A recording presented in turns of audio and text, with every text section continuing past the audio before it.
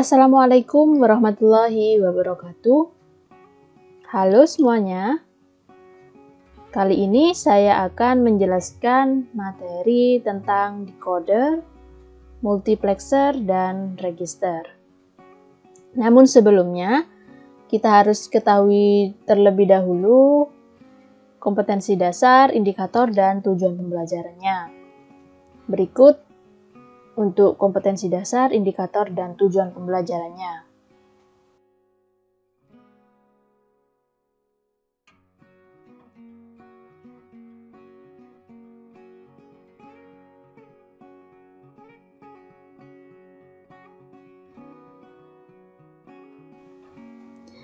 Nah, selanjutnya kita menuju ke materi, kita bahas sekilas bahwa di materi ini kita akan belajar tentang encoder, decoder, multiplexer, demultiplexer, dan register. Nah, untuk encoder itu berfungsi untuk mengkodekan nilai desimal menjadi biner. Jadi, untuk encoder ini merubah atau membuat kode dari angka desimal menjadi angka biner, seperti yang terlihat pada gambar ini. Kemudian, untuk decoder, fungsinya untuk mengenali atau mengidentifikasi kode-kode tertentu. Nah, jadi sebelum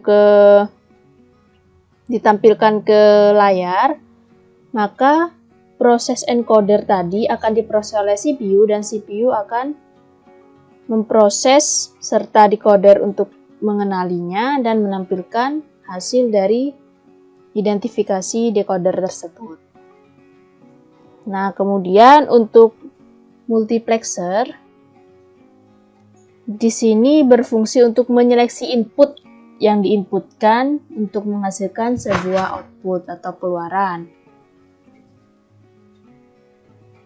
Nah, artinya di sini multiplexer berfungsi sebagai selektor data yang diinputkan. Kemudian untuk demultiplexer berfungsi untuk menerima input dari sebuah proses. Nah,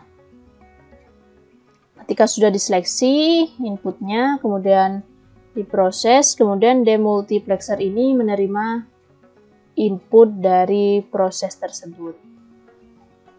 Kemudian, yang terakhir yaitu register, berfungsi untuk menyimpan nilai data secara sementara. Ya, di sini ada beberapa jenis metode yang digunakan dalam mentransmisikan data.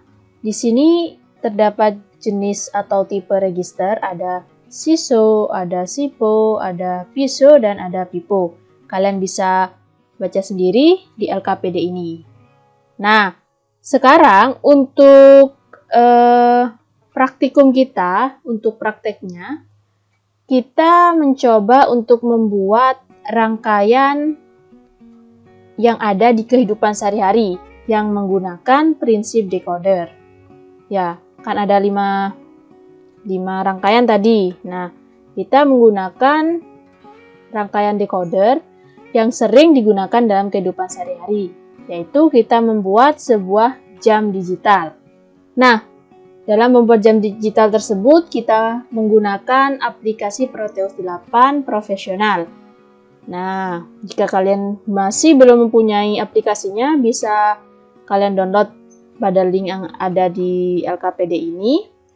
Kalau sudah ada, maka kalian langsung buka Proteusnya.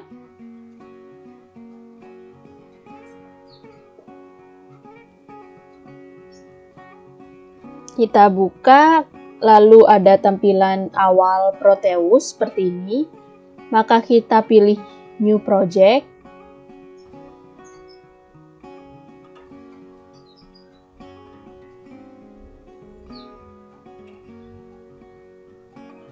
Nah, setelah itu kita beri nama ya, beri nama projectnya, kita beri nama jam digital.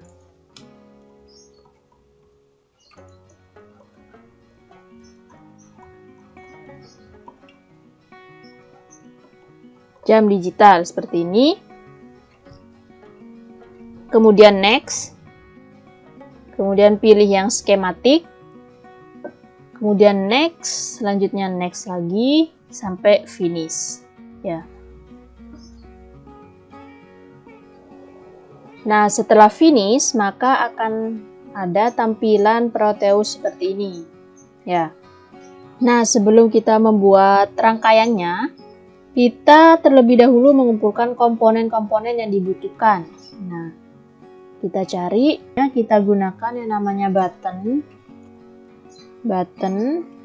Ini button yang aktif ini, penghubung dari input atau logic state menuju ke IC. Kemudian kita memerlukan IC untuk menyalakan 7 segmennya. IC itu namanya IC yang kita butuhkan yaitu IC 4511. Nah, ini ya. Setelah itu kita gunakan yang pastinya 7 segmennya. Kita gunakan 7 segmen yang ini. Ya. Setelah itu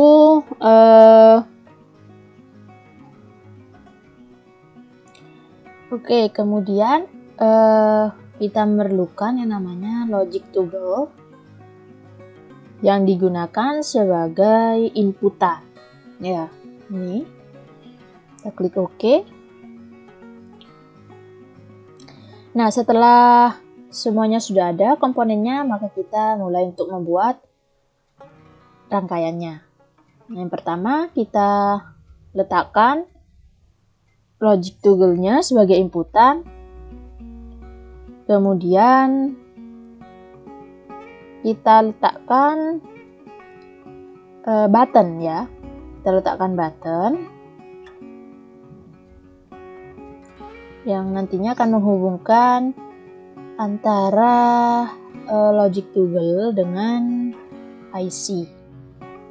Kita beri 4 seperti ini. Lalu kita pasang juga IC-nya seperti ini. Setelah itu kita pasang 7 segmennya. Ya. Kemudian jangan lupa juga untuk memberikan power ya, untuk menghasilkan sinyal yang nantinya dikirim pada IC. Kita menggunakan yang namanya DC. Kita letakkan di sini.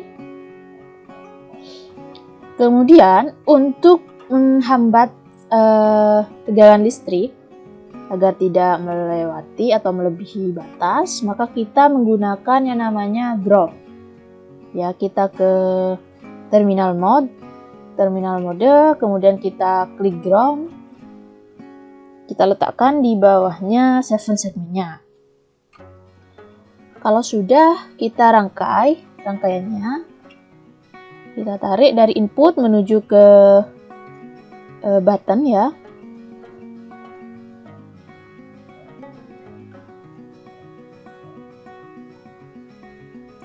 Kemudian dari button menuju ke IC.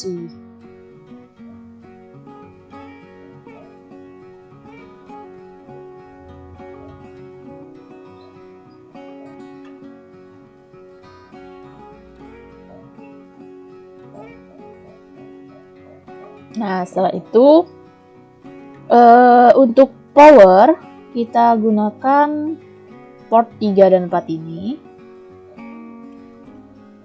Kita sambungkan dengan ini ya, dengan DC ya.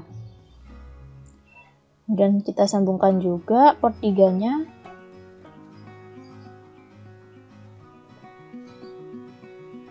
Nah, seperti ini. Kemudian kita sambungkan antara IC 4511 dengan 7 segmen.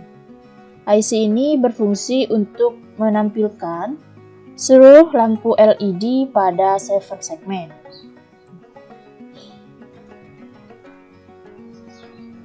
Nah, setelah itu hubungkan 7 segmen dengan ground dan port nomor 5 ini kita hubungkan dengan ground.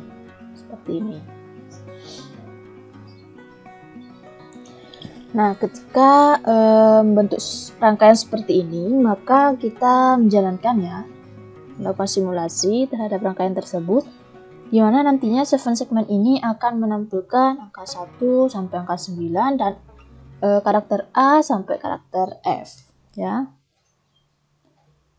Kita jalankan. Ketika ini diklik, maka angka 1, angka 5, angka 7, angka 6, angka 4,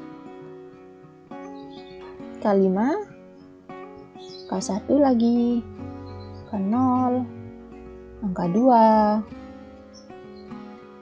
angka 6. Maka kita tinggal bermain di buttonnya ya.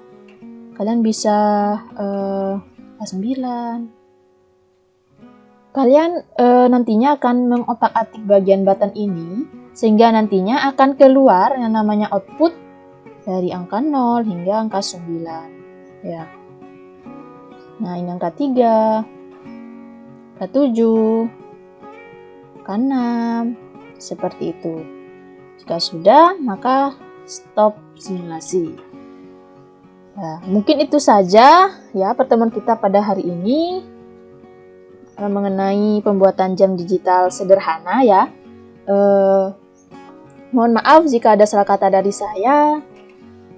Terima kasih. Wassalamualaikum warahmatullahi wabarakatuh.